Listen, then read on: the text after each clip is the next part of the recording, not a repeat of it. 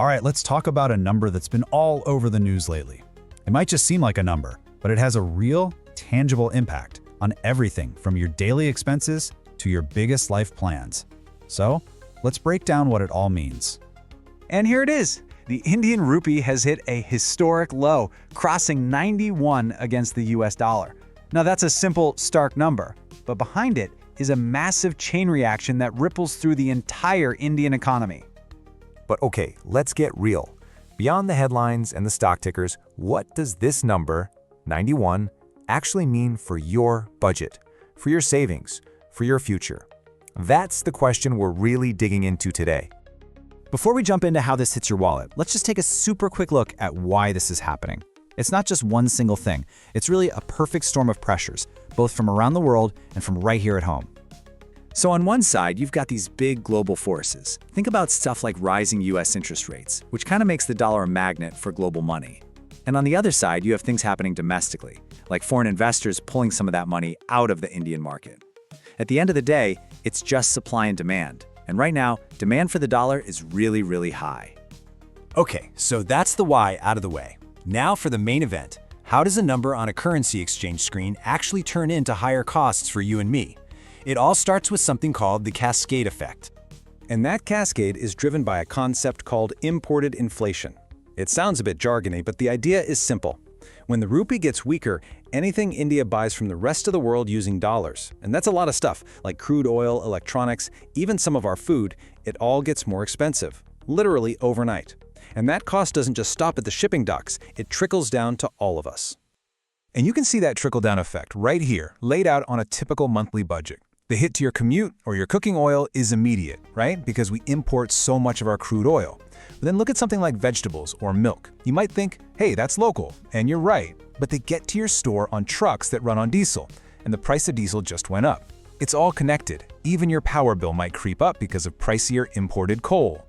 And you know, companies have some pretty sly ways of passing these costs on. Have you ever picked up your favorite snack and thought, this feels a little lighter than I remember?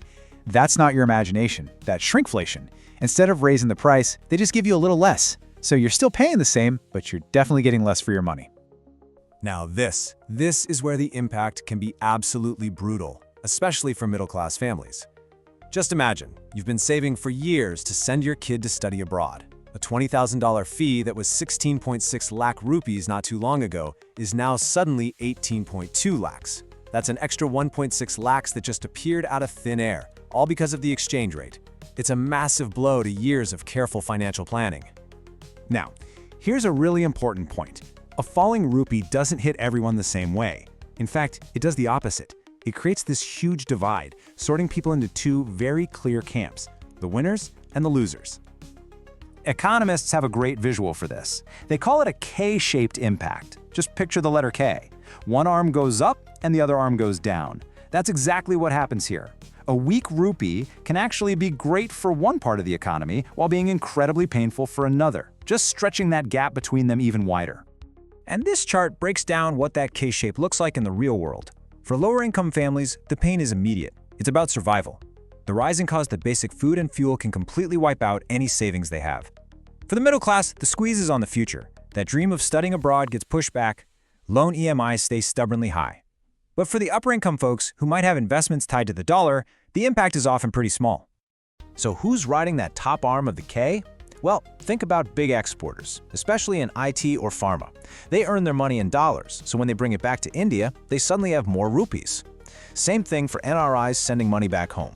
And of course, anyone who's invested in US stocks is having a pretty good time. And on the bottom arm? Well, this is a much bigger crowd.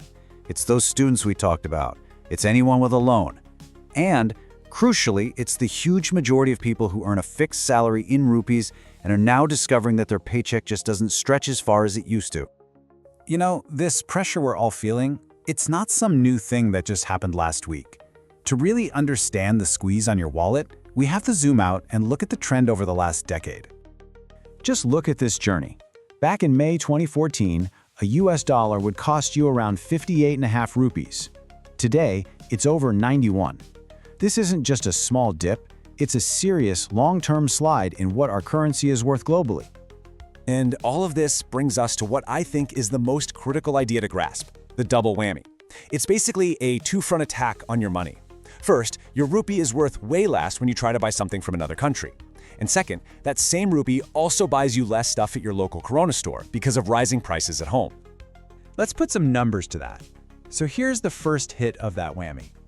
Since 2014, the rupee has lost about 55% of its value against the US dollar.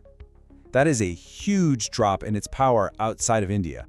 And here's the second punch. During that exact same time, the cost of living inside India has gone up by around 90%. So something that cost you 100 rupees back in 2014 is now setting you back about 190 rupees.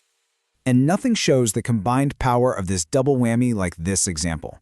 Let's take something with a fixed dollar price, like a $1,000 iPhone.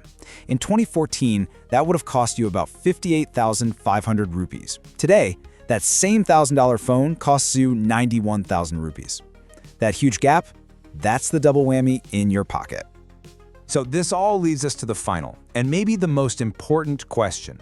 You're probably earning a lot more today than you did back in 2014, right? Your salary slip looks better. But are you really richer? Has your financial life actually improved? Let's do a quick reality check with the numbers. Let's say your salary almost tripled since 2014. That's a 2.85 times increase. That feels amazing.